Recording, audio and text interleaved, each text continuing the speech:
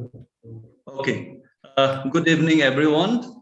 I, on behalf of the Tiblane, welcome you to the second day of 3-day online workshop on academic writing. We are very happy to have all you on this second day. So today we have one of our prominent speaker, Professor T.K. Burman.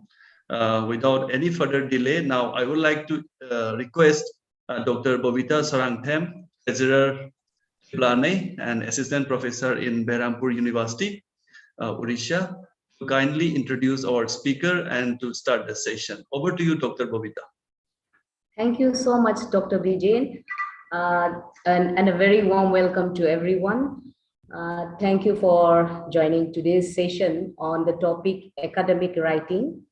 Joining us today for the talk is Professor T.K. Kharbamon, who needs no introduction, as Dr. Kharbamon is well known to everyone. Like at present, she is the Vice Chancellor for Martin Luther Christian University and former Director of the IFLU Regional Campus Shillong. She has over 45 years of teaching experience and has taught at the undergraduate, the postgraduate levels, besides being actively involved in teacher trainings, both within her own state and abroad. And she was also deputed under the ASEAN project of the Government of India from 2007 to 9 to coordinate and teach at the Cambodia India Center for English Language Training, Phnom Penh, Cambodia. So we are fortunate to have such a distinguished invitees in this forum.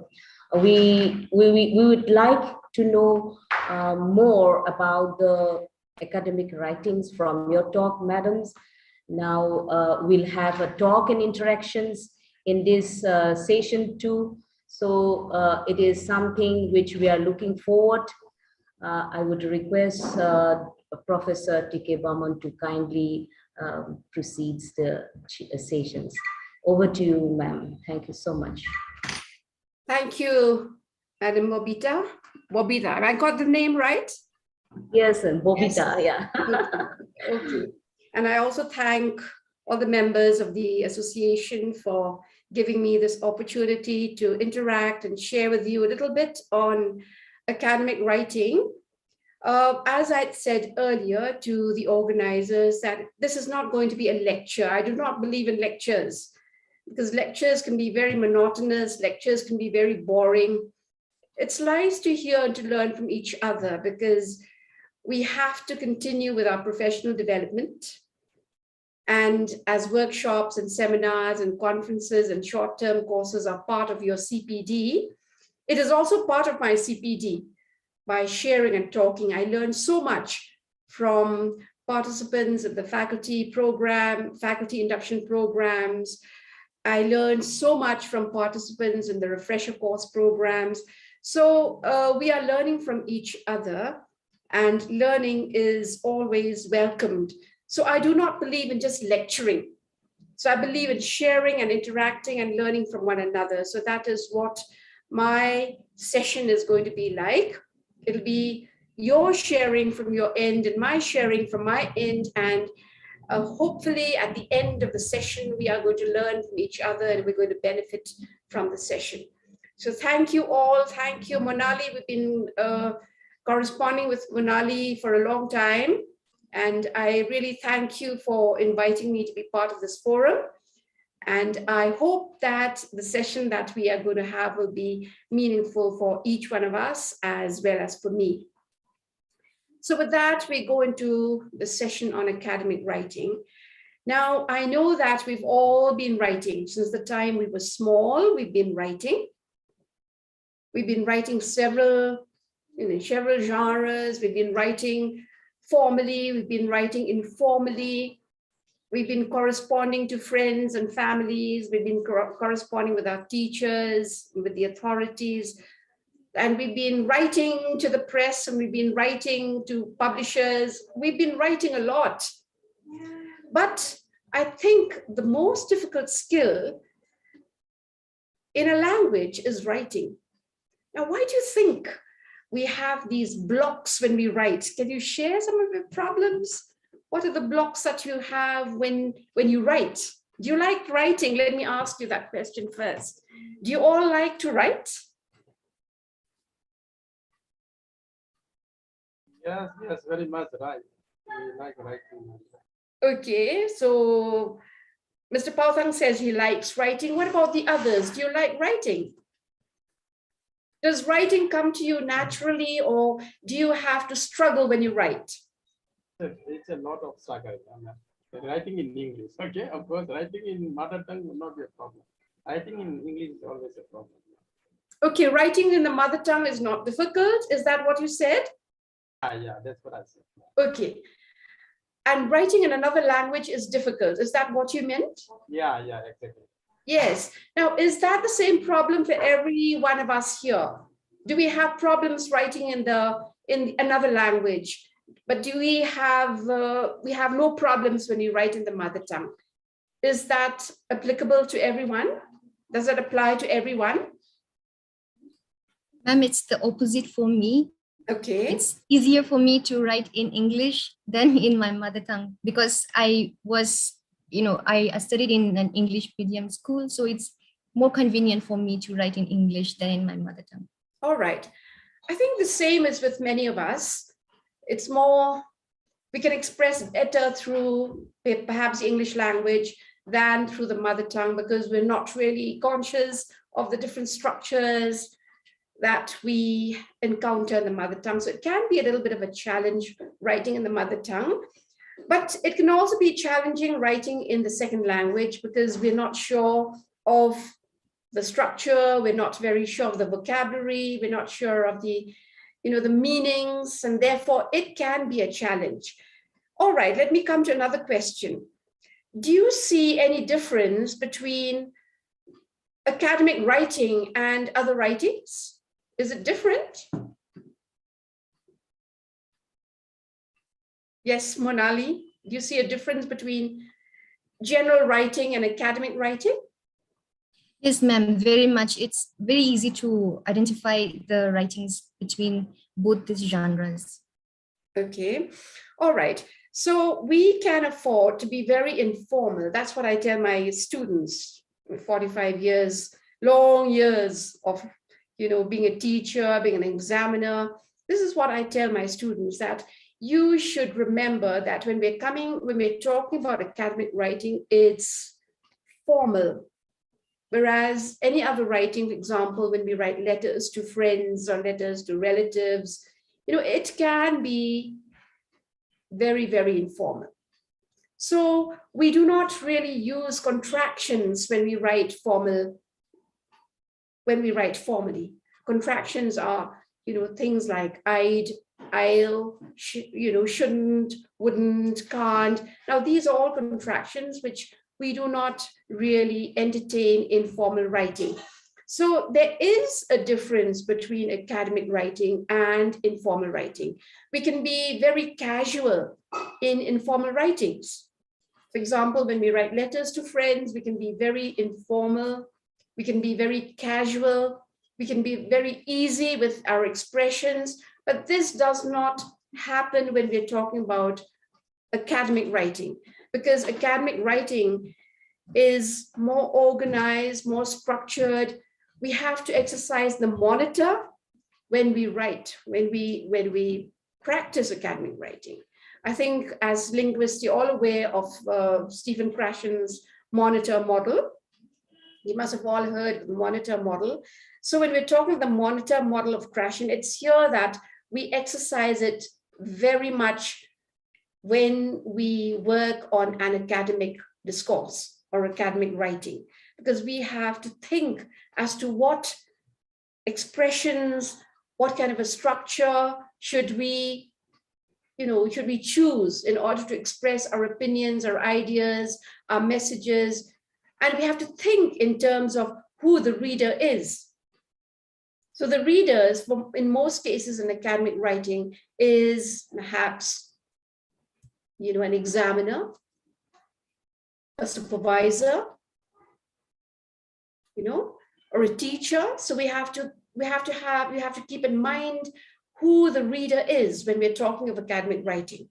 Whereas when we're talking of any other writing, informal writing, we know it can be friends or any other person, but not when it comes to academic writing.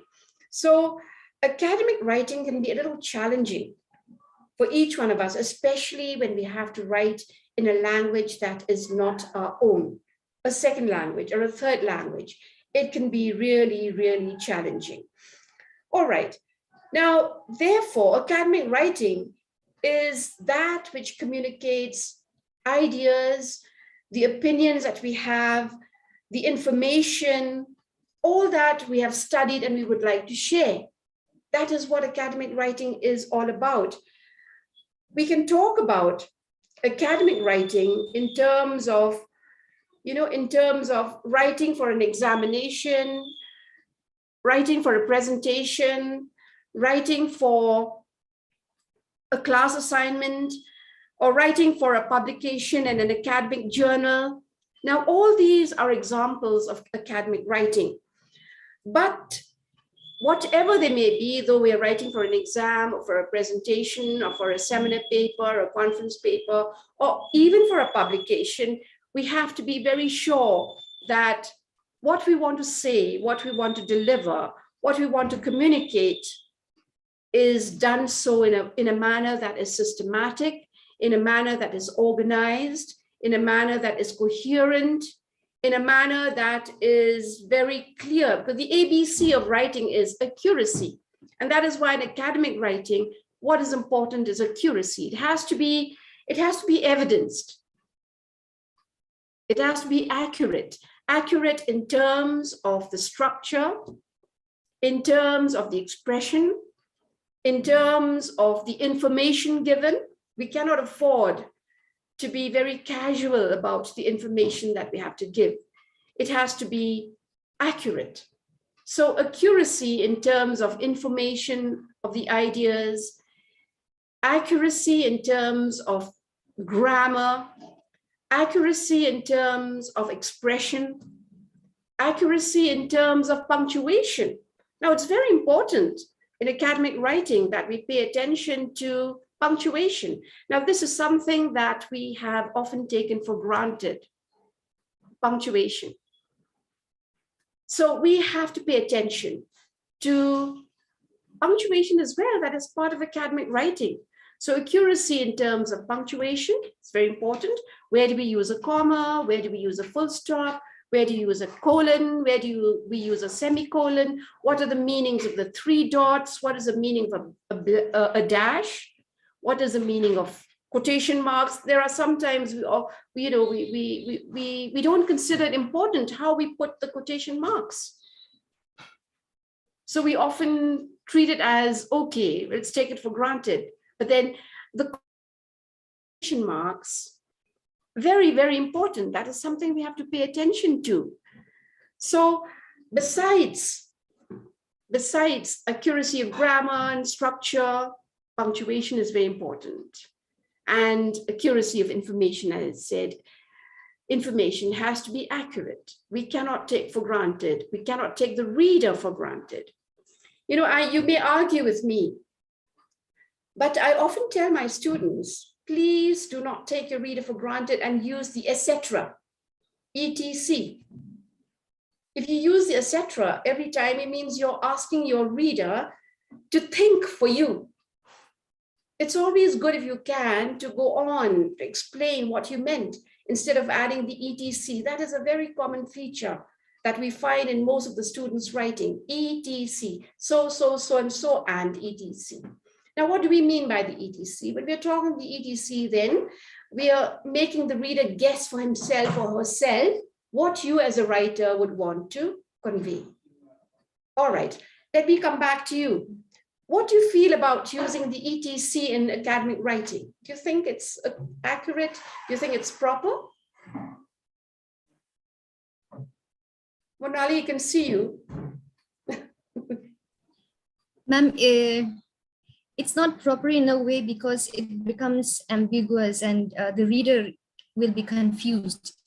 What does the author mean by etc.? What other things is she trying to indicate? It will not be clear. Yes, I mean, we are taking the reader for, for guesswork. Like the reader has to guess, now, what is this writer talking about?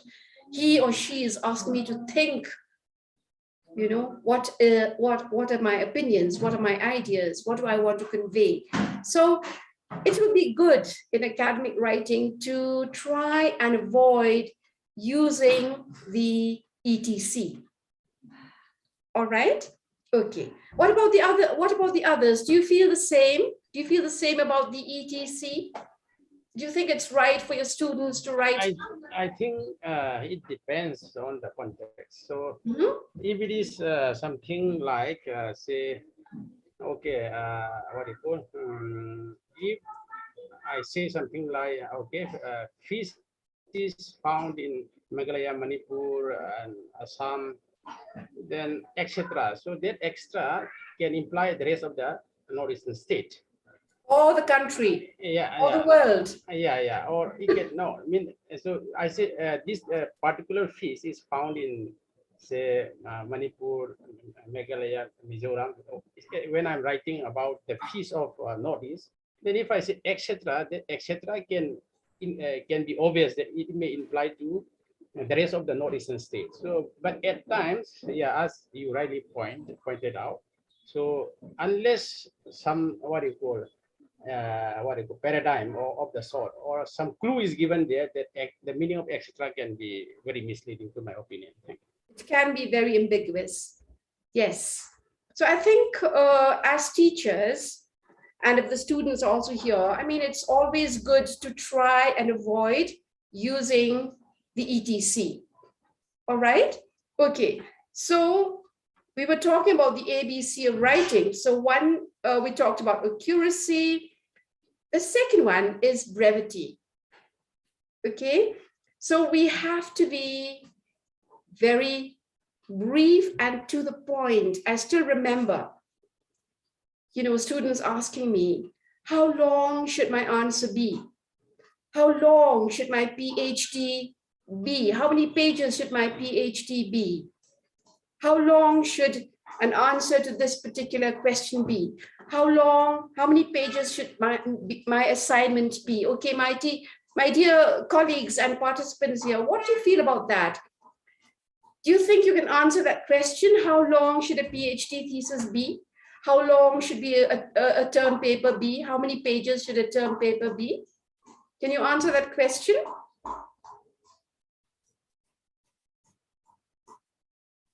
Anyone? How long should a PhD thesis be? Yes, Mr. James? Very tough question, ma'am. It's I have really no answer tough. for that. Yes. So it's very tough, really. It's very tough to talk about how long should a PhD thesis be or a term paper be. But what I believe in academic writing is that we should be to the point. It's like there are times as an examiner, I have had the experience of looking for a needle in a haystack. So the students write again and again, and they're not coming to the point, and it's very, very difficult to really identify, to really find out where the idea is. So I think it's a very important practice in academic writing that we are to the point and we are brief, and we try to deliver our ideas and our thoughts in a manner that is very concise. That is very, very important in academic writing. So brevity is very, very important in academic writing. We shouldn't beat around the bush. We shouldn't keep, repeating things again and again and using long phrases, and that doesn't help in academic writing. So that is the B of writing, of academic writing. And of course, the C is clarity. It's very, very important for us to be clear in our thoughts, in our ideas and opinions. And how do we communicate it in a clarity of expression? It's very, very, very important. So clarity is another is another feature of academic writing which we have to pay attention. So accuracy, brevity, and clarity. Now, how do we achieve clarity? We achieve clarity through, I don't know whether you do this with your students, but then we have to think in terms of the different stages of writing so that when we convey our ideas and opinions, it is really clear to the reader. So what I suggest is that before we really write the assignment, before we write whatever term paper, whatever seminar paper, conference paper, we need to think of pre-writing. Pre-writing is a very important phase in academic writing. And when we're talking pre-writing, we're talking about listing, we're talking about clustering, we're talking about pre-writing. When we're talking about listing, that means we're listing our ideas. That's what I tell my students. Forget about your grammar. In the pre-writing phase, you do not have to remember your grammar. You do not have to remember your spellings. You do not have to remember the vocabulary. You can even write acronyms in the pre-writing stage because you're just putting down your thoughts through brainstorming. So you don't need to brainstorm if you're sitting in a class, if you're sitting with your peers, you can brainstorm, but you can also brainstorm on your own. So you can list, these are the thoughts that I would like to put into this particular paper. So you do not have to be worried about the accuracy in terms of grammar and the correct spelling and the correct, the correct spelling, the correct grammar. You don't have to consider that. So listing is one. Another strategy of pre-writing is clustering, where you draw balloons. And I think students enjoy that.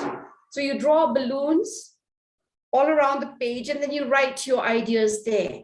You can use acronyms, you can write short forms. Again, you don't have to consider about your grammar, about your tense, about your spellings. You don't have to consider that.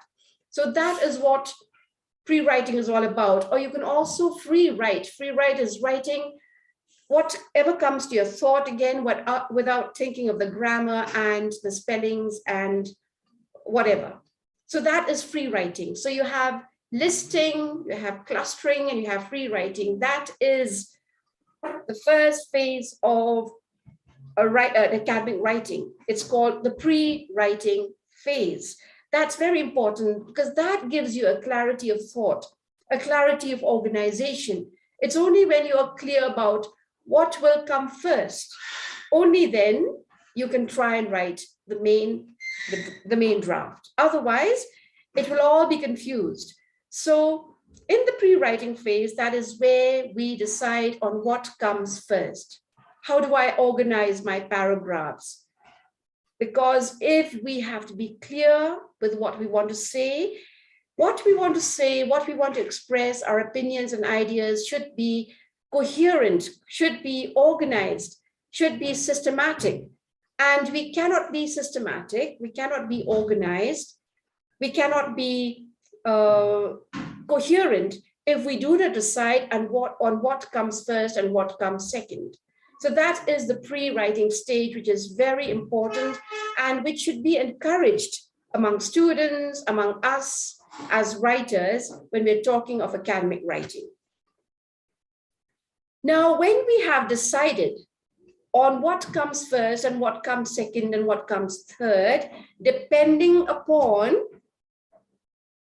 the topic sentence, that is what decides the unit of a paragraph. So as I keep telling students, a paragraph need not be 10 sentences. A paragraph can also be about 3 sentences, as long as that particular paragraph talks about the topic sentence, because a paragraph should revolve around a topic sentence. And each paragraph should only talk about a particular topic, and the other supporting sentences will support the topic sentence. What usually happens over the 45 years that I have taught, I've realized that students kind of have a muddled, they have different types, different topic sentences in one paragraph. And that makes the writing very muddled. That makes the writing very disorganized because you bring in so many ideas in one particular paragraph. And we should remember that the paragraph is a unit in itself, which has a topic sentence and the supporting sentences. So it does not matter even if a paragraph has 3 or 4 sentences, as long as it talks about one particular idea or one particular topic. So when we're talking of clarity, this is one thing that we have to be very clear about: how many paragraphs are we planning to write and what should each paragraph talk about? Now that defines the topic sentence. Now let me go back to many years ago when I think you all were students and I was a student. We had a question on presse writing. We all had a question on presse writing. And we had been taught by our teachers that presse writing is 1/3 of a given passage. And it is very funny to think when I reflect back on the days when I was a student.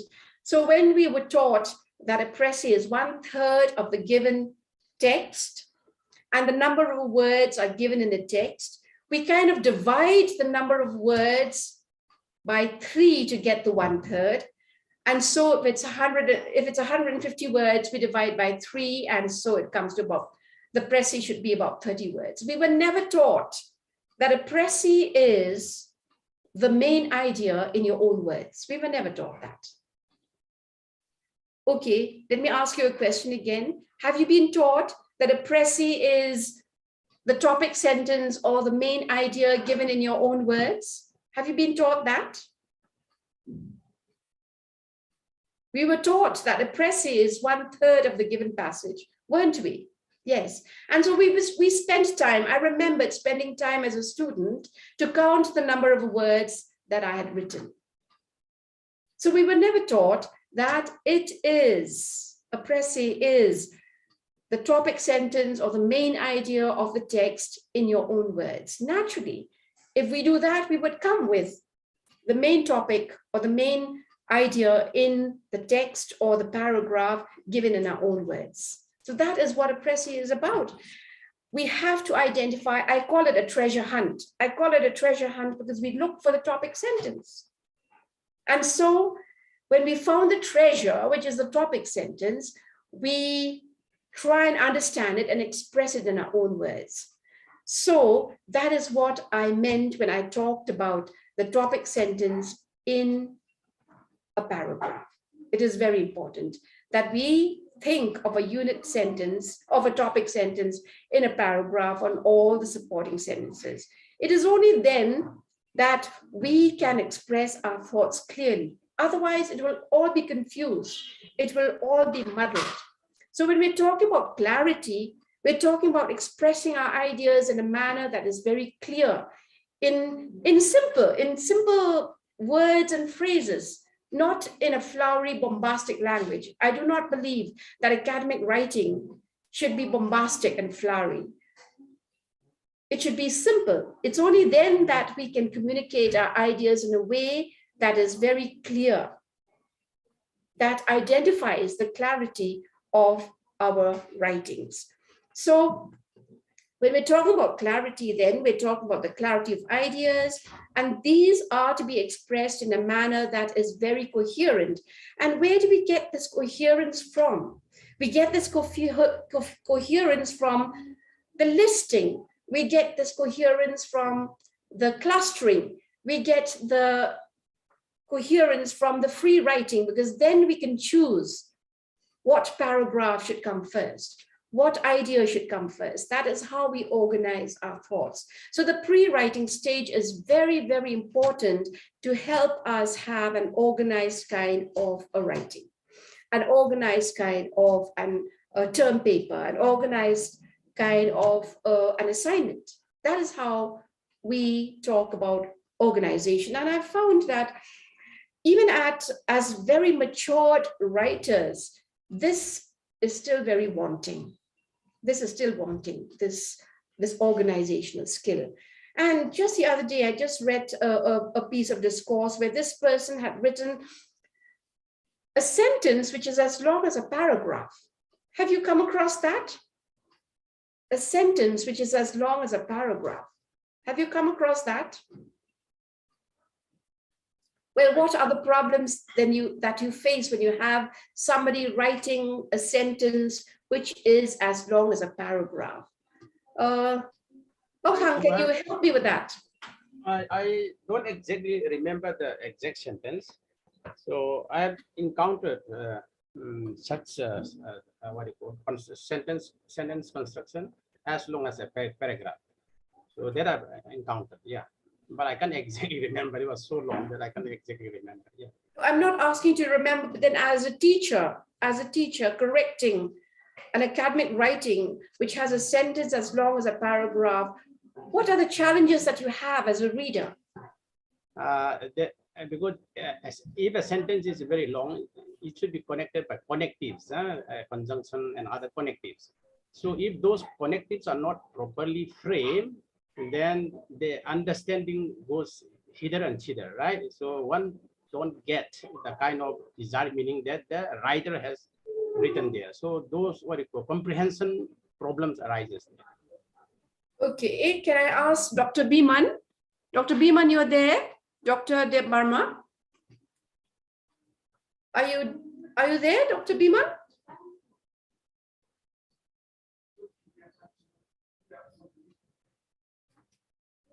All right, Ms. Bobita.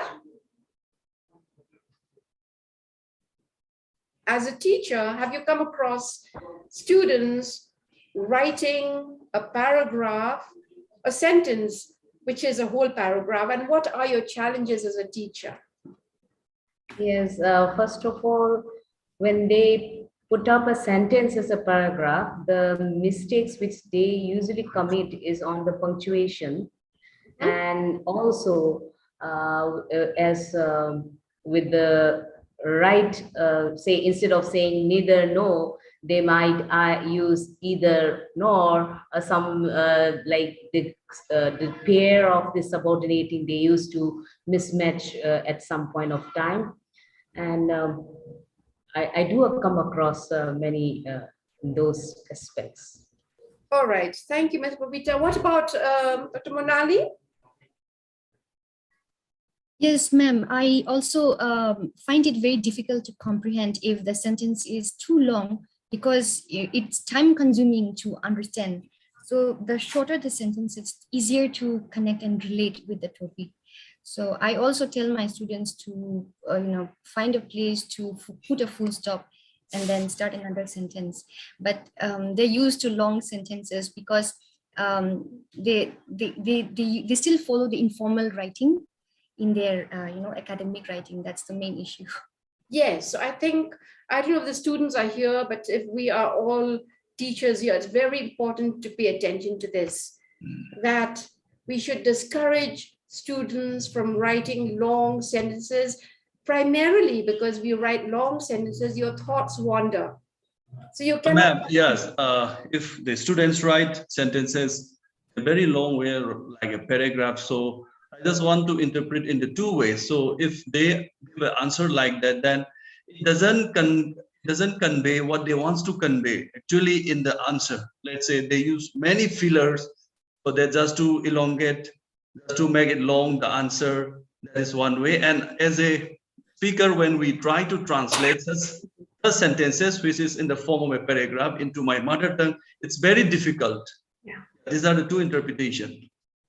Okay, thank you. So please encourage your students to write very short, simple sentences. As Indians, we have this tendency of using a lot of idioms and phrases. We have that tendency. But I think when it comes to academic writing, we should be very, very, we should encourage our students to practice writing short, simple sentences. And of course, once again, I reiterate, each paragraph should only talk about one particular idea. So you can have as many as 10 paragraphs talking about 10 different ideas. It's very, very important to ensure that students understand this. And as I told you, what can help them is by practicing this habit of pre-writing, this habit of writing, listing or clustering or free writing. These are the three strategies. So listing, clustering, and free writing. Even if they write the examination papers, they can use a rough sheet where they can list, or they can draw balloons, or they can just write freely. So this is one way by which they can organize their thoughts. Very, very important. And of course, when you have the while writing, that is where the monitor is at work. That is what Stephen Krashen means, I think, when he talks about the monitor. It is there where we really exercise consciously on the spellings, on the punctuation, on the sentence structure. That is where the monitor comes in, the while writing. And of course, what follows is the post writing. Okay, and the post writing will be a revision. And I'm telling you, my dear colleagues, students don't revise. And in academic writing, it's very important that students are encouraged to revise. It's very, very important. That's what I tell my students. You have 3 hours for your exams to write. Take about 2 hours and 45 minutes to write. You leave the 15 minutes for revision, because that is very important. And that is very important for academic writing. The students write and they think, they reflect, and then they suddenly write, and they don't look at the time. So time management is very important in academic writing as well. So they have to time their writing. It's very important, because the revision aspect is extremely important in academic writing. You cannot just submit, so if you submit without revision, there can be mistakes in punctuation, and a comma can make a lot of difference between what you mean. A simple comma can make a lot of difference. A semicolon can make a lot of difference. A dash can make a lot of difference. And as I said, even we as academicians, after so many years of teaching, so many years of writing, we often take punctuation for granted, but it conveys a lot. Punctuation is an important mechanics of writing. So we have to pay attention, and this will only come when we have the time to revise. That is very, very important. And the spellings, as we write, as students write, they're not mindful of the spellings. It's only when we revise that we can understand that this particular sentence is, this particular spelling is wrong, this particular tense is wrong, this particular structure is wrong, then we have the time to correct. So the post writing, which talks about revision, is very, very essential. Now, let me ask you a question.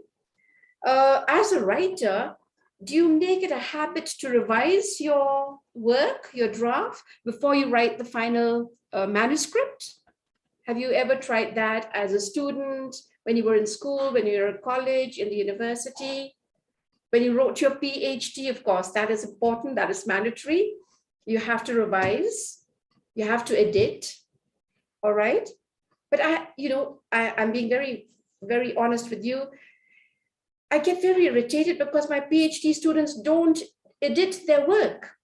They expect that the supervisor is going to do all the editing and the correction for them. That's not fair. I think some of you are supervisors here. So that's not fair. It's not good for a research scholar to give an unedited work to the supervisor for correction. It's not right. So I think we should encourage our students right from the time that they are in their undergraduates or graduates or the master's level, that they need to edit their work, to revise their work. It's very important. This is an important feature of academic writing. Okay, let me get some feedback from you, from the participants. I can see Miss Amanda Momin joining in. Miss Amanda, can you give me some inputs from your end? Can they hear me? They're not coming We in. can hear you, ma'am. We can hear you. But they're not responding. Yes. Amanda, can you please unmute yourself?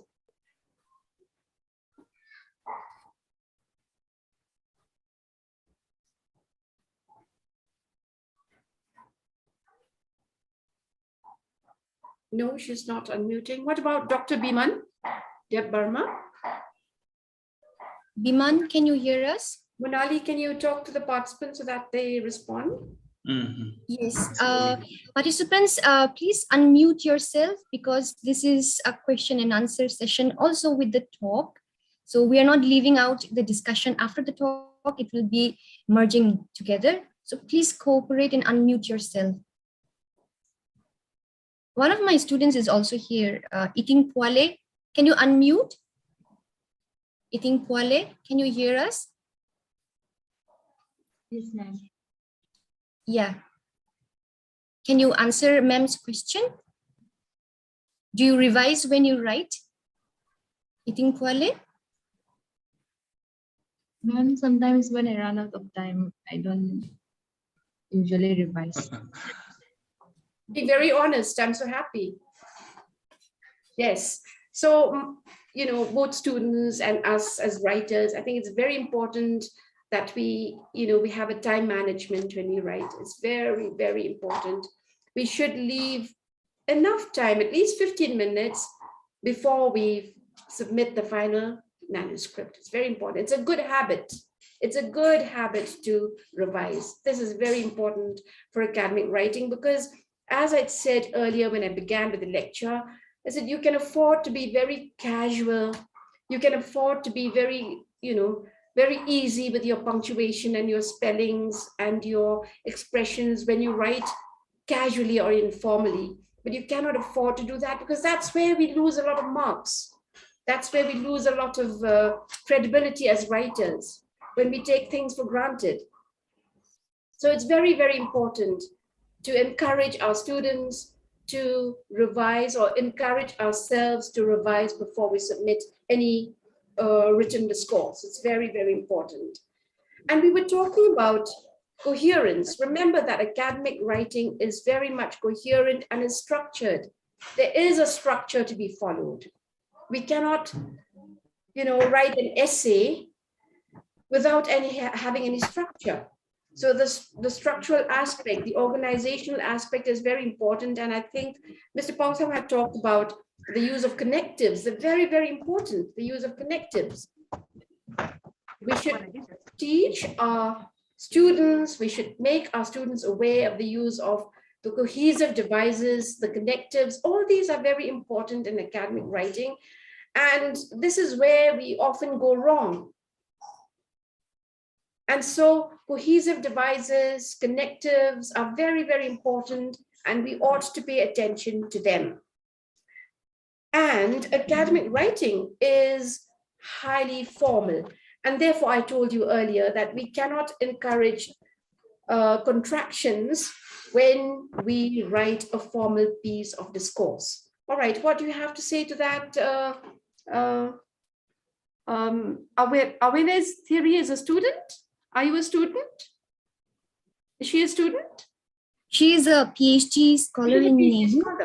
Okay, all right. Do you understand what we mean by contractions? Nobody's responding. Awele, you were unmute before. Can you mute again? Can you unmute again? Yes. Awele? I think she's somewhere. Okay. All right, Monali. All right, let me ask you as a teacher. You come across students who use contractions when they write the assignments and they answer papers. Yes, ma'am. They do a lot of this, especially in assignments and also in answer writing.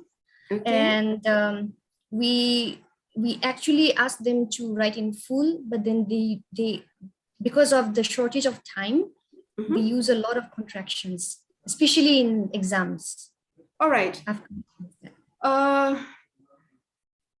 Dr. Bobita, what do you have to say to that? Is that an excuse, lack of time and using contractions? Is that a fair excuse?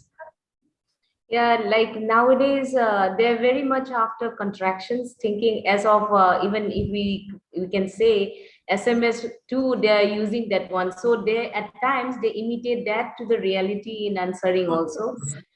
So that could be one reason, as well as sometimes I think some of them are giving a lame excuse when they are not sure, and just make a contraction as an excuse is also one thing which I noticed in it.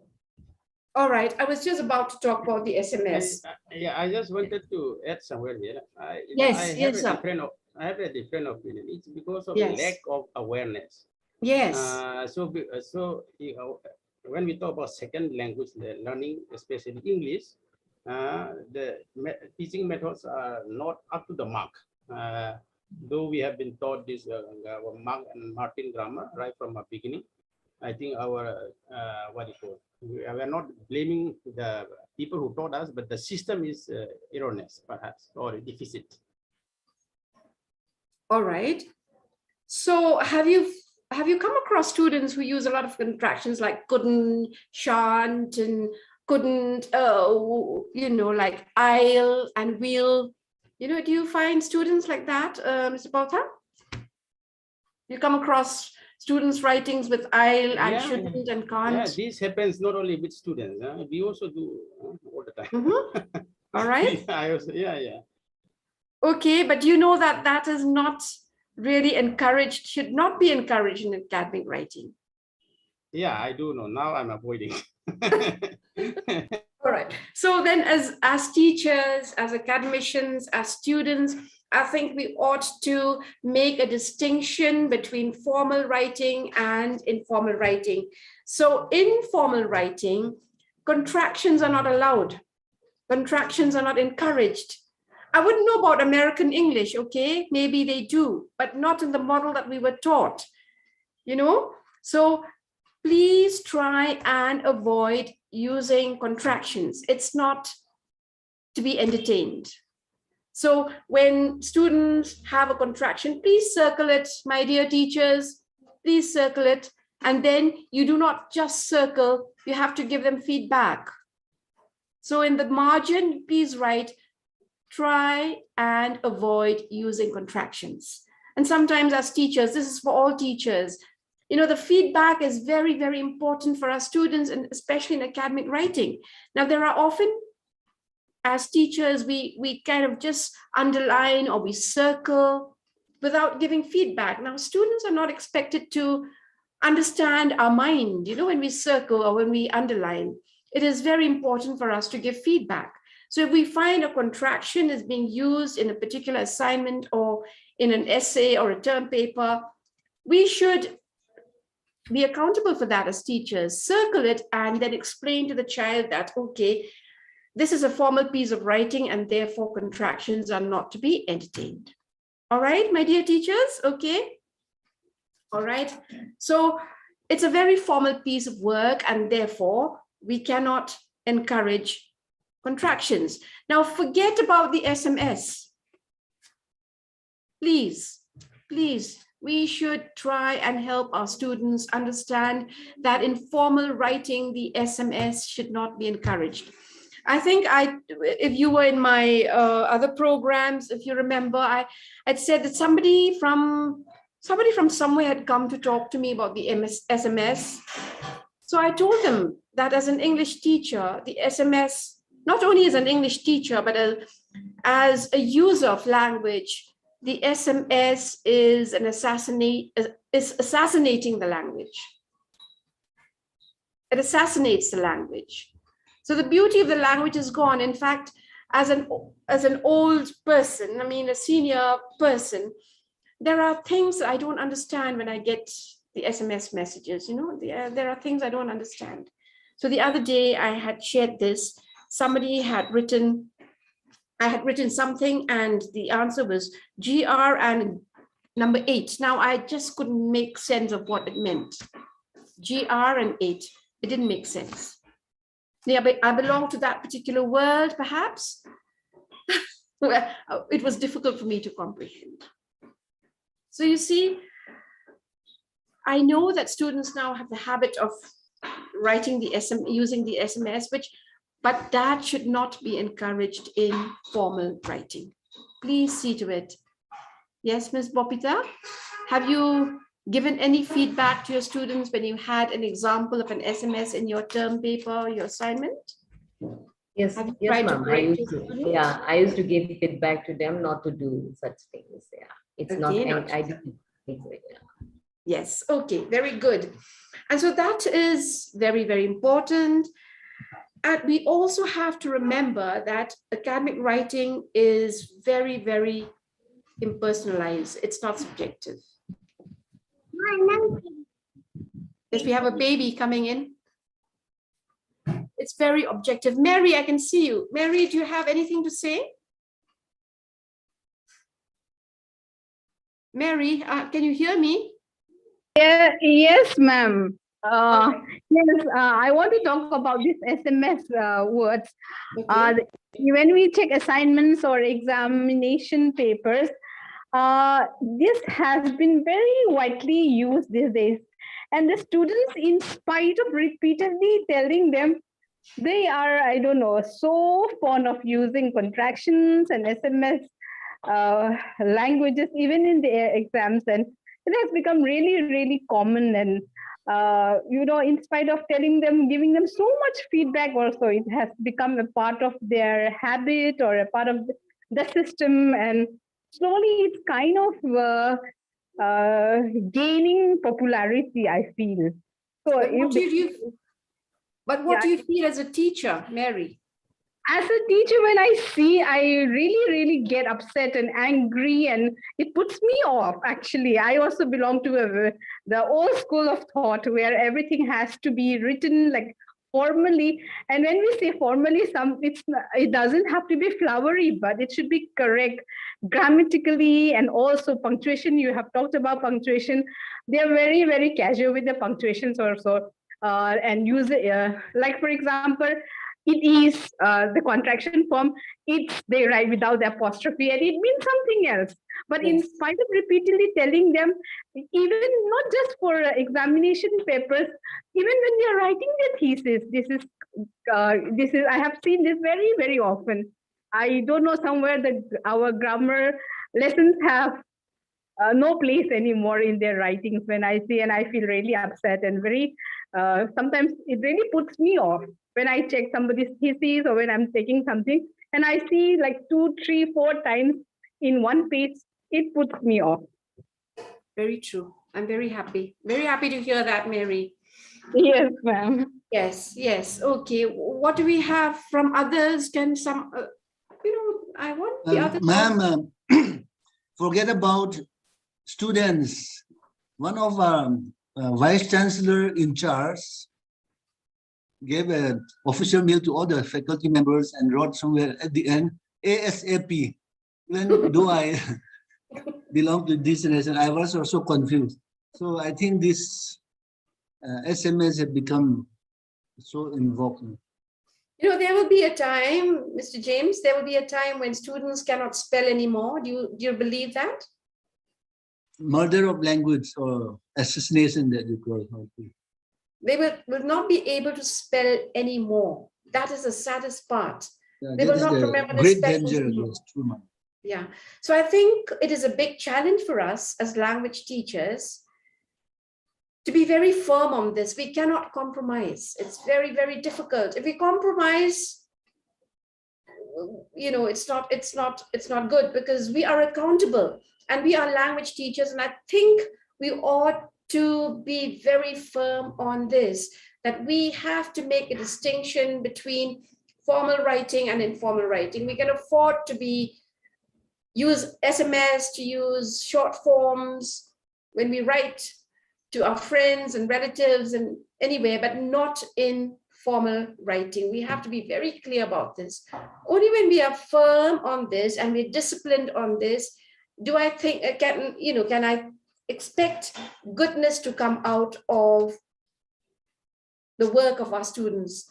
And we as academicians, we as teachers are accountable. We have to be firm on this. There is no compromise. We have to make our students understand that formal discourse is very, very different from informal discourse. And these are where, the features of formal discourse are very, very important. Again, another very important aspect of formal discourse is that we ought to be objective. It's okay when you write a short story, you can use the personal pronoun I. But I found, even as, when I read my research scholars or the term papers that the students write, they keep using the personal pronoun I. But then I think in academic discourse, it's always good to be objective. Don't you think so? Don't you think so? Even when it comes to expressing a personal opinion, I think we ought to be objective. What do you say to that? Over to you all. Would you like your research scholar to say I, or would you like it to be more objective? All right, over to you for some thoughts. Raghuibu, would you like to say something?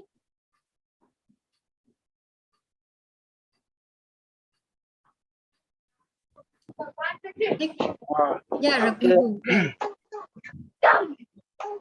Usually me too, I used to use I, so I don't know what to say now. All right, Dr. Molani, can you help us there? What would you feel? What would you say? If I say, I feel that this is... Yeah, but for me, ma'am, I don't encourage to use I. Very good, I'm encourage happy. to be more I objective. missed your name. I missed your name, dear. What's your name? Yeah, ma'am, my name is Bijen Kumar, but as I'm hosting it, so it's under the society name Tiblane. That's why I was trying to look at your name. Bijen, it's Bijen, ma'am. Bijen, okay. All right, Bijen. Dr. Bijen, all right. Come on, share your thoughts with us. Yeah, I don't encourage, ma'am, using I when the students or the research scholar write their thesis or the term paper. Rather, I encourage them to be more objective on that, ma'am. Yeah, yes, true. Why do you think we ought to encourage this objectivity in academic discourse? Dr. Bijen. Yes, ma'am, as you have already pointed out right from beginning of your presentation, that academic writing is something which is very different from other form of the writing. So it should be very precise. There are so many certain things you have already pointed out. So it cannot be something like, I feel it should be like this. That is not the things it should be in an academic writing. That is the point that I would like to make, ma'am. It is not that what I think about these things. It should be observable. It should be justifiable, ma'am. Right, right. Dr. Monali. And also, ma'am, and also the reason why we should be objective is to be free from bias, from personal bias, because we are trying to make us, a statement based on the validation of the facts and analysis. So there's no room for personal opinion there. Whatever is there is actually based on the evidences we provide in our data analysis. So I also do the same thing whenever students, like mostly MA students do that. By the time they're in the PhD, very few I have seen they don't use I mean, because by that time, like, they have heard so much of me telling them not to use I anymore. But it starts from, the MA students in the assignments, they write like, I have written so and so, I went to collect data so and so, or our work if it's a group project. So I used to ask them to avoid doing that, and if possible to write in indirect sentence if it is not possible to express it. So that is what I used to tell them. Yeah, very good. I think we should encourage our students never to use personal pronoun I or we. the researcher or the scholar or the writer, these are things we should help the students to use, expressions to use, not be subjective. Because when it becomes subjective, then it becomes very personalized. And the reader perhaps may not agree, with what the writer had to say. So I think it's always safer to be very, very objective and not subjective when we write. And so these are things that we have to remember in academic writing, that we have to be objective, we have to be formal, we have to be organized, we have to be precise, we have to be clear. And of course, we should have started with this, earlier when I talked about, how about, this is very, very, it's very, very basic, but then what about handwriting? Do you think handwriting is important in academic writing? Very, very important. I lost much of my mark because of my bad handwriting. Thanks to computer, now I don't need to write on paper most of the time. Yeah, this is a big problem. All right.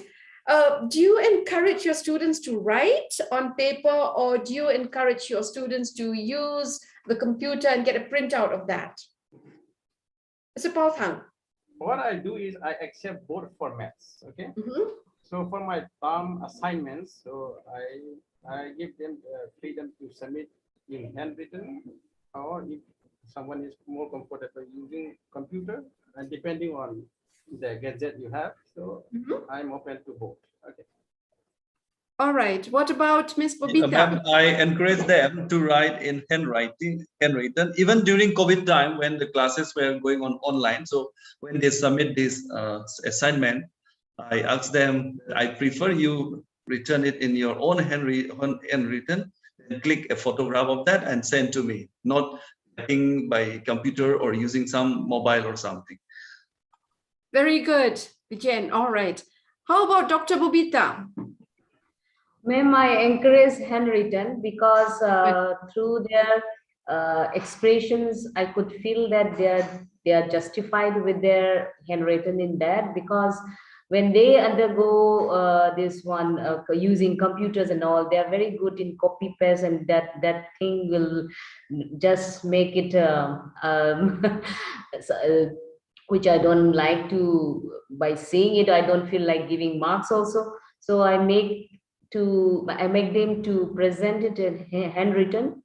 I encourage them to do that. And if at all, like COVID or something, that is another thing, or else I always encourage them to do handwritten things. Okay, thank you, Dr. Bobita. What about Dr. Monali? I'm picking on you all because I don't see any, I don't see the names of the participants.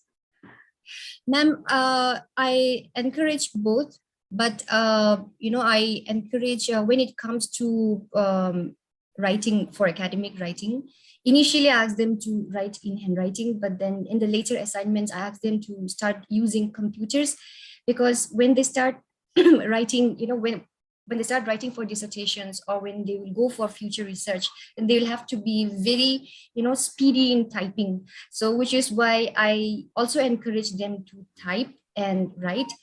And if in case if they pick up any sentence, if they copy paste, like Bobita has said, it's very easy for us to identify, because we know their writing style by that time, how they write, what sentences they construct. So it's very easy to pick up. And then there have been times when I also have, picked my students and I caught them and I told them, like, you have copy pasted this, you have to rephrase this, or write in your own words.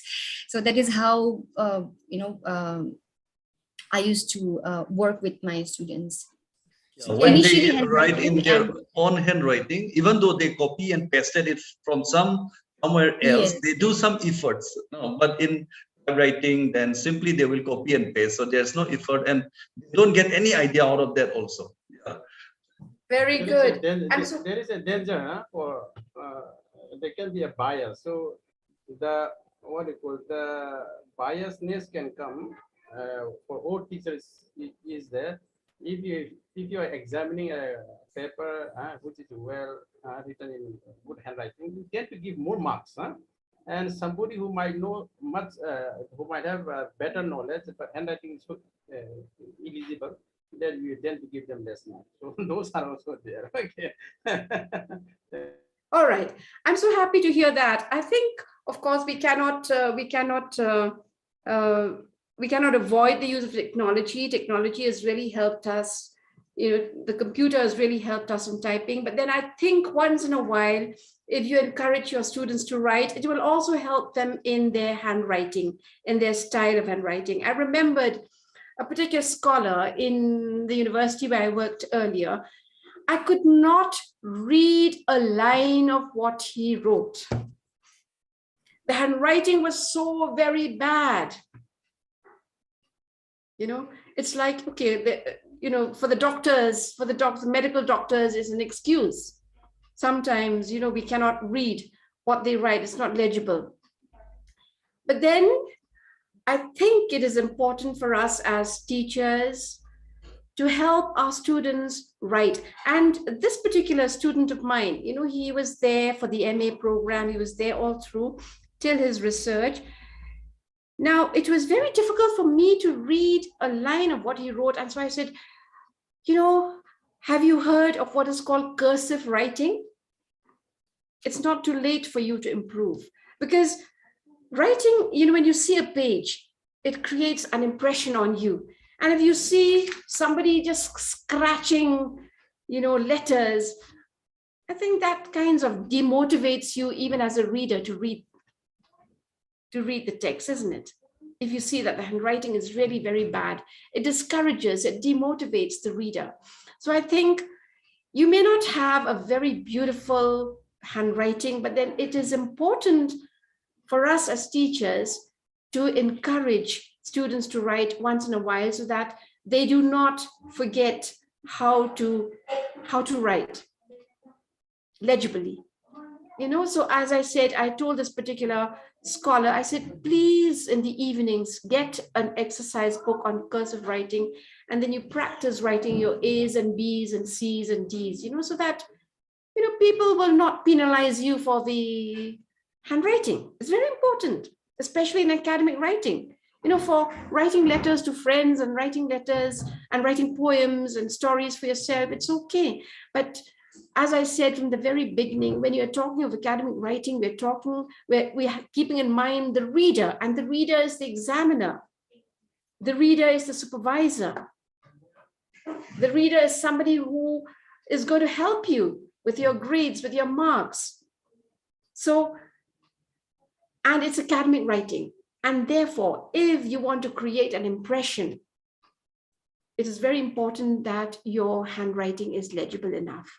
Don't you think so, Dr. Monali?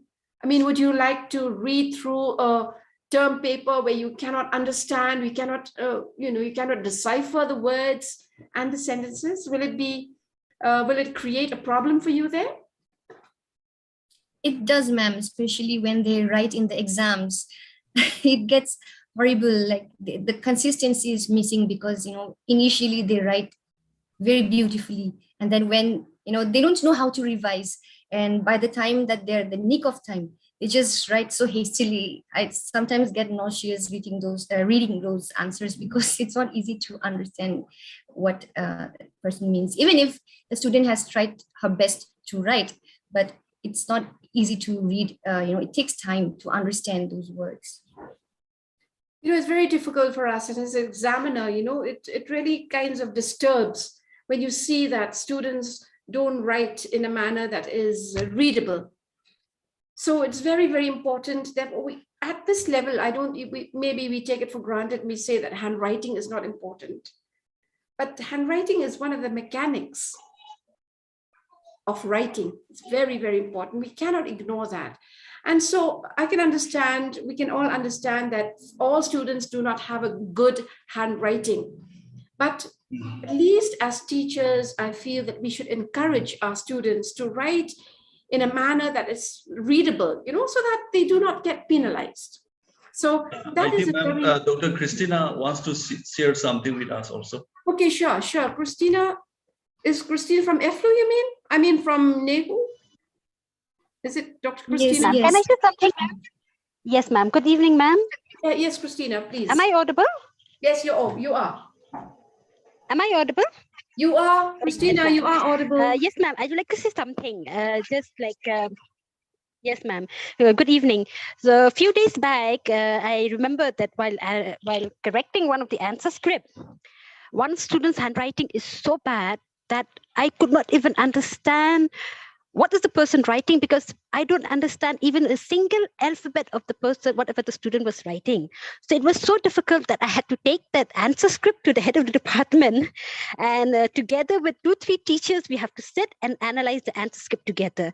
So when it comes to writing in exams, I think when it comes to handwriting, I think it's very important when we have to teach language, especially when as language teachers, I think we should encourage our students to write properly, because it will matter. It does matter when it comes to giving them marks, because when we don't understand even a single alphabet, how are we supposed to grade them? That is one thing that I have encountered. Few days back when I was correcting this answer script, I could not understand even a single word. It was not readable. So I think handwriting also plays a very important role. And one more thing, ma'am, I would like to say something when it comes to the objective way of writing. I remember when a late Professor Janita War, because I was working under her, I always remember before, no one used to teach us that we're not supposed to use I when we're writing a thesis or when we're writing something, formal writing especially. So I still remember when she said this particular word, when she used about objective way of writing. She said, this is your dissertation. It should be whatever you're writing, it should be the one who's reading should be based on facts, and the person who's reading your thesis should also be able to interpret on whatever you're writing, should be able to give his view on what you're writing. Because if you give I, automatically that becomes judgmental, and that becomes like the point of view is based on what you are saying alone. No other person can comment on what you're writing. That is what she was telling. And I still remember that whatever she said on objective writing, it's very important because it becomes measurable and observable, especially when it comes to writing in thesis. Yeah, yes, Dr. Christina, very right. I mean, you're very correct. So it's these are things we take for granted, isn't it, when it comes to handwriting? But we do not realize that handwriting can really affect the grades and the marks of our students. So if the students are here, my dear students, please remember that your handwriting is very, very important. If you are to, Dr. Christina had that experience, and I'm sure many of us had gone through that same experience. Now, the computer has come to our help, no doubt. It has really come to our help because students type out their work on computers, but it's still nice. It's still very, very good to get the assignments of the term papers of our students in their handwritten manner. I think most of you all here are very fortunate to have had the computer when you wrote your thesis. So you could just correct it on your computer screen, right? You can just edit into the computer screen. I remembered when I did mine, if there was a mistake, a single mistake in a page, I would have to rewrite the whole thing again. It was very difficult those days to write a PhD thesis, because you had to write it manually. And if there is a mistake, you had to rewrite the whole thing all over again. It was not easy, but I think it was a blessing in disguise because it taught us how to write. Very, very important, which is often lacking these days. So thank you, Dr. Christina, for sharing your problem. And I'm sure many of the teachers who are here have the same problem of reading academic writing of students, which is not really legible, which is not easy to read because of the bad handwriting. And we are accountable as teachers. Please do this, my dear teachers. If you come across students whose handwriting is really bad, please encourage them. It's never too late to learn. Please encourage them to do cursive writing, at least when they watch the TV or when they're relaxing, they could practice on a cursive exercise book. It's very, very important. All right. So handwriting, therefore, is something that we've taken for granted in academic writing, and it's very, very important. We have to be able to help our students there. So we talked about objectivity, which is very, very important. And of course, what about spellings in academic writing? Do you think that is important? Do you have problems when it comes to the spellings of your students? I think now, ma'am, with the upcoming of technology, students using SMS, most of them they use when they write SMS. I think spelling also reflect because of the SMS, because of technology, since they use mobiles and they text messages in short form. So those spellings are also affected when it comes to writing, formal writing, especially when if for example, if they have to write what, they don't write WHAT anymore, they just write WAT. So I think somehow using of technology also now somehow has affected students' spelling. And sometimes I encountered the students who are doing the masters, especially at master level. The spelling is so bad. I don't expect master students to come up with so spellings like they don't even know the right spelling of the word definition. If we just ask them how to spell definition, they cannot even write the spelling of definition. And sometimes when they ask them, how do you write the spelling of pronunciation? That simple spellings, they cannot even come up with the right spelling. So I think this is one thing I don't exactly know, ma'am, what is exactly happening is because of the teachers who's teaching them English in school. That has, and I've encountered this. There's one particular batch I remember.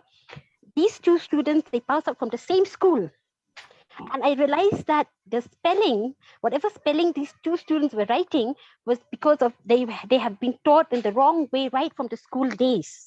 Until when they were doing the masters, they happened to write the spelling that way, that how they had been taught in the school time. So I think that can also be the reason. And I think spelling is one thing that nowadays students don't really focus. Yes. Not only that, Dr. Christina, I think students are muddled up between American spelling and the British spelling. All right, as teachers, what do you favor? Ma'am, we favor the UK English because in Indian English we use the UK English format.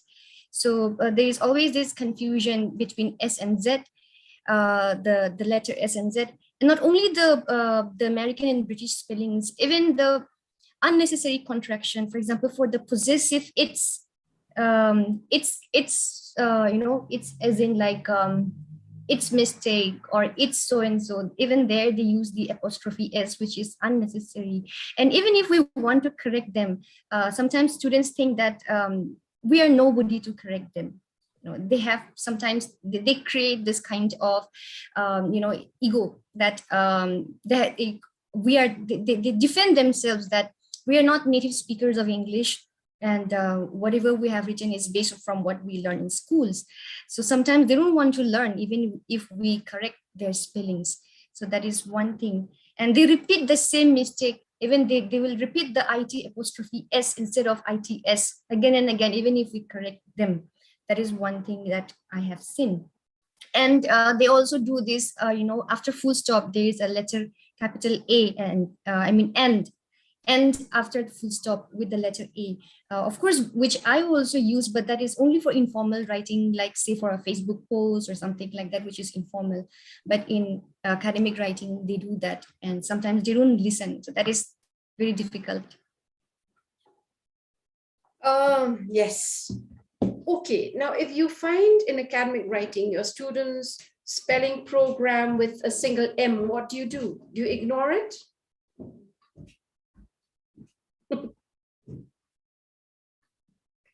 Do you ignore that, or do you circle, or do you underline?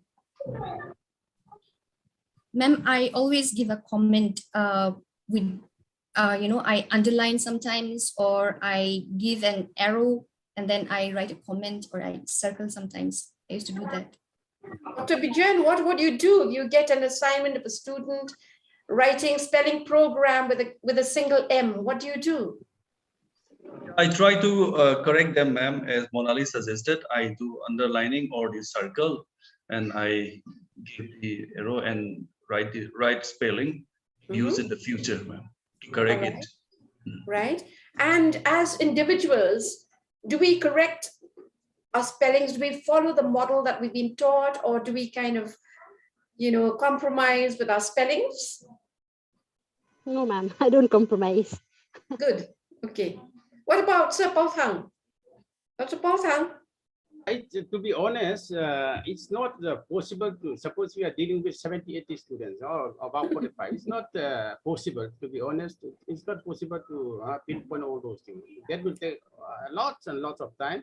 Okay. So overall, to be honest, we look at the substance and then I go by that. And living in Indian context, so long as you meet the required what you call substance, you leave language to somewhere. So those, because it's humanly not possible, yeah, to my mind. But you make it an effort, you know, to give a general awareness of it in the class. I think. No, there. Okay. See, it depends on the class also. So some of them come from good background in English, so we don't face much of this problem. But within the group also, there are certain students who might not be privileged to have the same sort of what you call training. So to them, maybe, yeah, I'll say there are lots of spelling error in a group. Instead of marking all of them, so kindly go through your spelling error, and if there are some grammatical wrong, erroneous grammatical construction, and look after all this construction in a nutshell, not in every line. Yeah. I agree with you, Dr. Bothang, that it's very difficult to correct individual students. But you know, if you can, you know, you can group the kind of mistakes, the kind of problems that you see in academic writing and deal it in the class without pointing to the students, to an individual student, because that will also be embarrassing. But in the class, when after you've corrected the assignments of your students, if you can pick on certain problems that you see in the academic writing and write it on the board and discuss it in general in the class, I think that can help.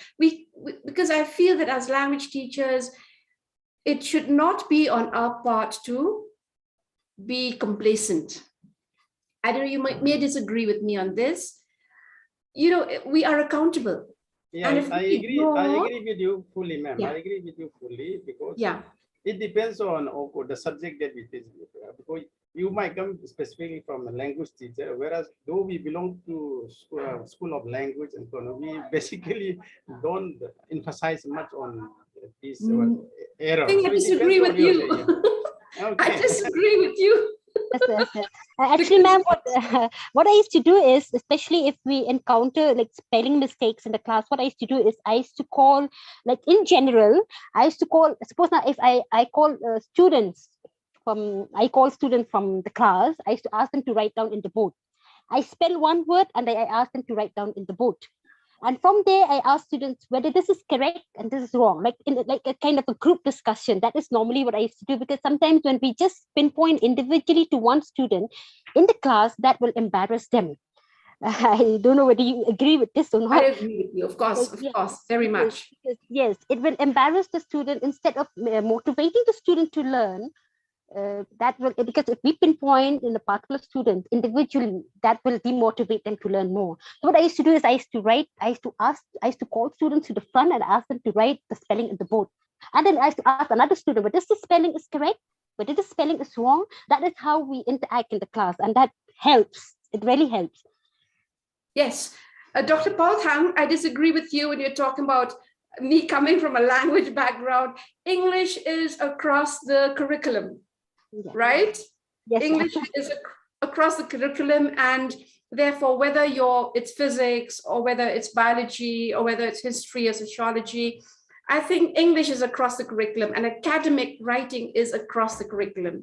It's not only language students who write. In fact, students write more in social work, students write more in sociology, in economics and history. And it is very important for us to see to it that students write in a manner that is accurate. I was talking about the ABC of writing: accurate, precise, brief, and clear. Clarity in terms of opinions and expression, clarity in terms of the way you write, clarity in terms of, so many things. So the ABC sums it all: accuracy, brevity, clarity. These are the secrets to good academic writing.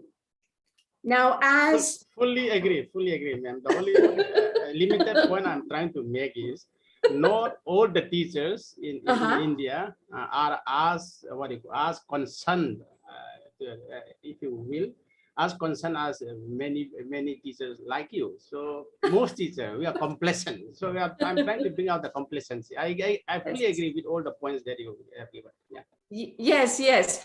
In fact, I think this association should have, it's my suggestion for school teachers, because if we can help the school teachers, I think it will mean a lot to help the students. I don't know whether you've conducted a workshop for school teachers. Have you done it? You've not done it, right? Not yet, ma'am, not yet. I think we will do it in the future. Please do, because I think the school teachers need a good grounding. If we give them a good grounding, the school teachers get a good grounding, I think it will help improve the problems a lot. Just the other day, I had gone to a village here in the Khasi Hills, where we had teachers from different levels, from the primary to the high school, the middle school, the high school level. They've not heard of so many things. All right. So if you as an association, you as a forum can really have these workshops for school teachers on the different skills of the language, I think it's going to be really helpful.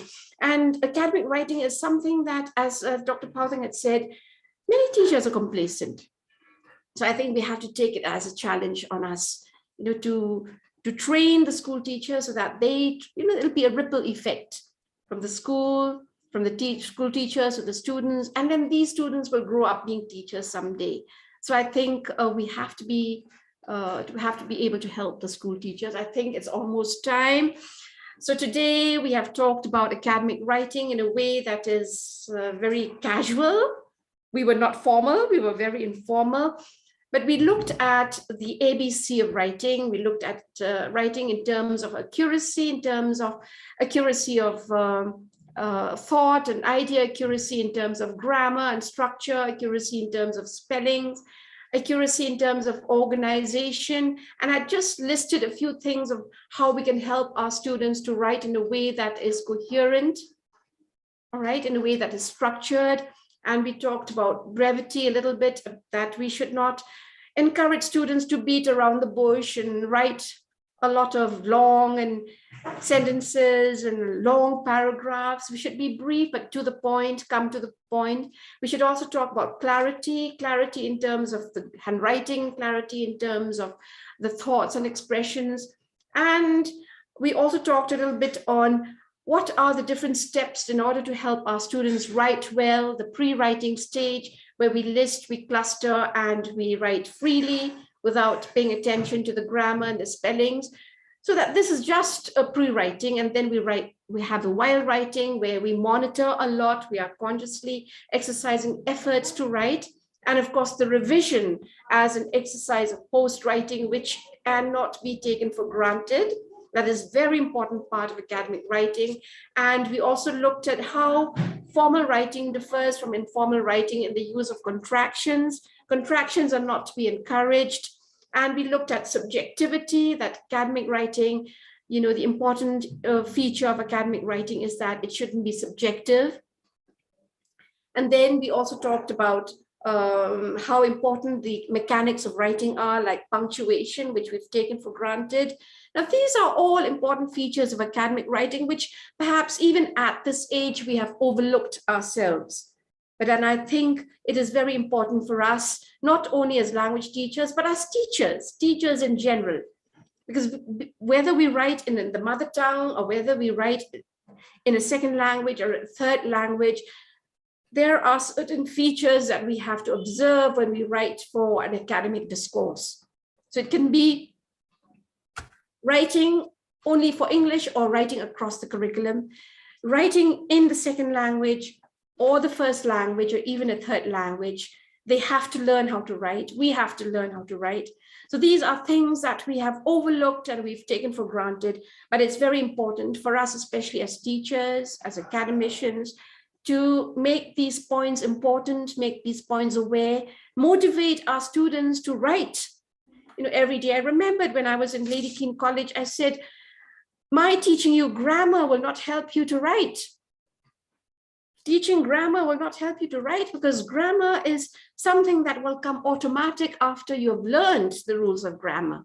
And that will only come when you write every day. It's like an exercise. When you want to be slim and trim, you go to the gym, you do it every day, or you exercise every day. If you don't, then you will be more flabby. You'll be more, so you have to exercise every day. And that is why if you want to be good in your academic writing, you have to write every day, at least a page.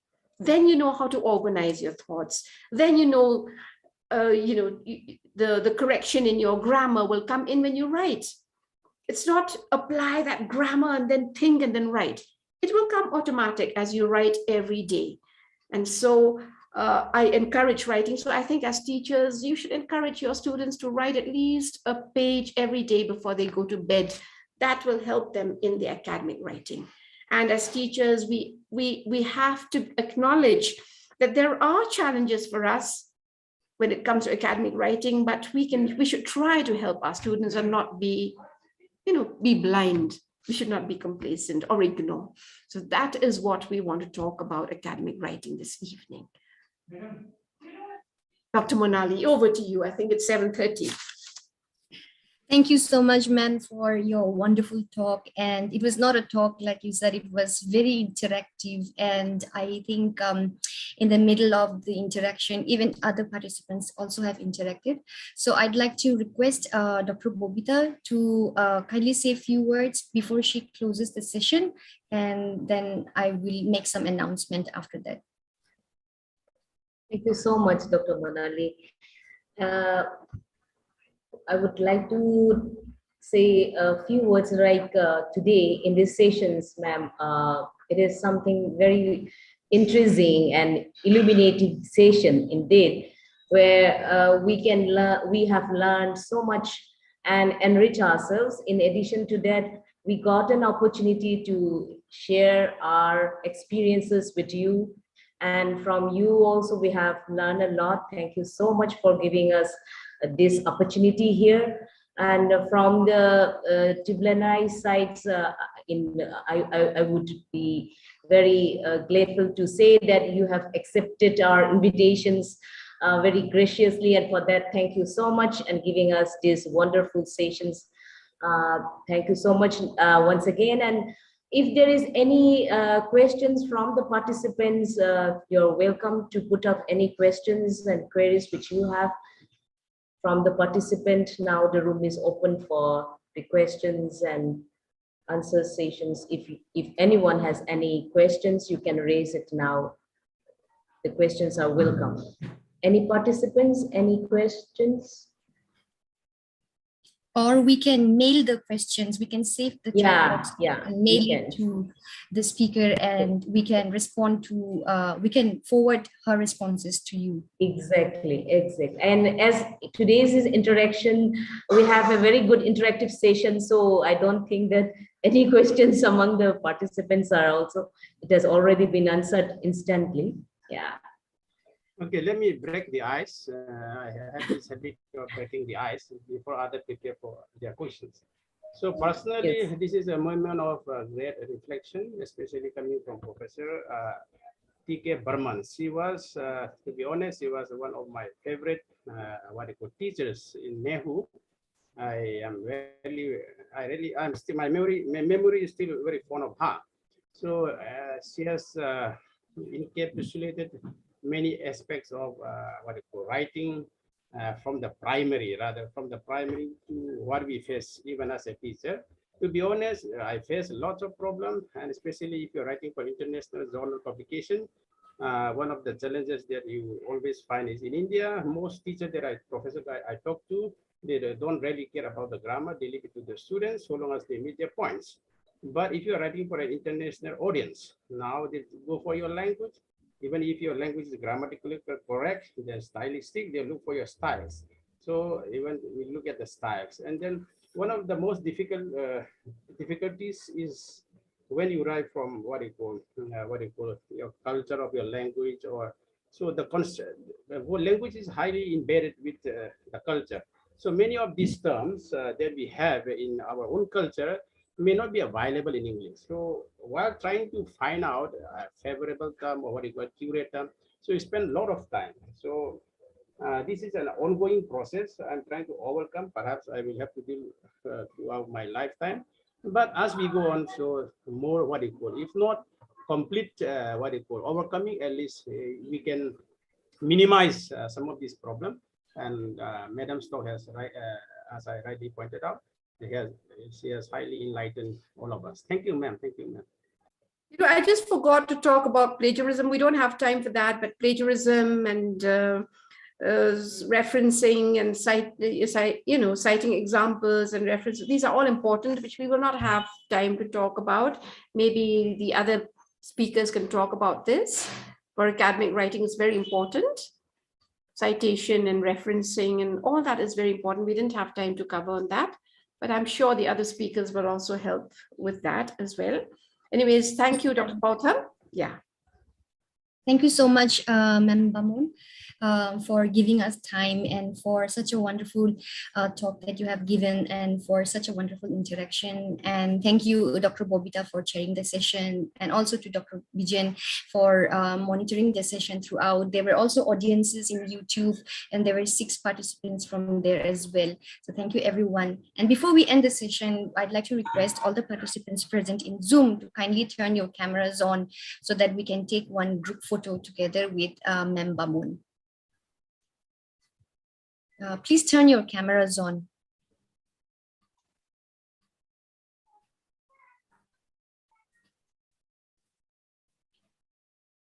Yeah, Mary also can turn your camera on. Pauthang Haokip also. I think there's just 17 participants now left. They must have Yes, left. there were almost 30 before. Yeah. I think they thought it was almost over, so they left. Yeah, Iting Puale, Timothy, Kene, Tukuvelu, you can turn your cameras on. Mary. I'm with my babies, so I better not turn on the camera. Okay. But Pauthang Haokip, your camera is not on yet. Please turn your camera on. And Iting Puale also. Yeah, Iting Puale.